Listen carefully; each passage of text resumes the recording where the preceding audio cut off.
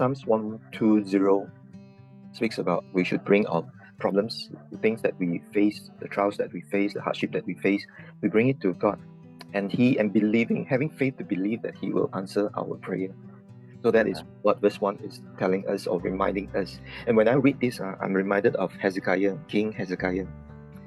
In 2 Kings 19, verse 14, after Hezekiah received a letter from the messengers and he read it, he went up to the Lord's temple and spread it out before the Lord.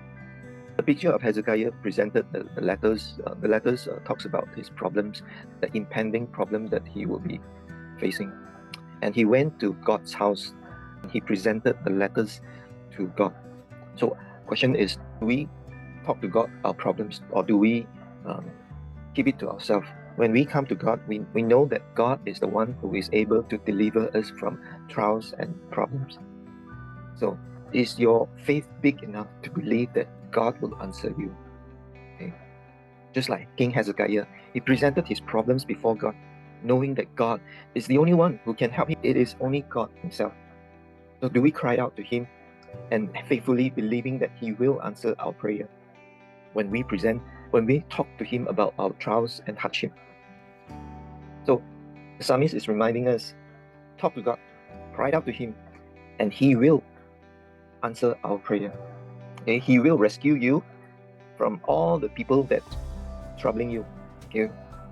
And so this is the verse that speaks most to me from Psalms 120. Okay? And the last one, the first verse and also the last verse, verse 7, I search for peace, but when I speak of peace, they want war. Okay? But we have been taught to be peace-loving people. We have been taught to be peacemaker.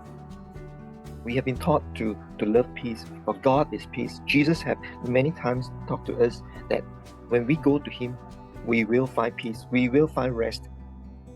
And this is what Jesus has been teaching us. So likewise, we don't just listen, we live out that peace, that shalom that God has given to us, not only within us in our heart, but it should be flowing outward from us. That's why God wants us to be peacemaker. You have to be peacemaker between two conflicting parties.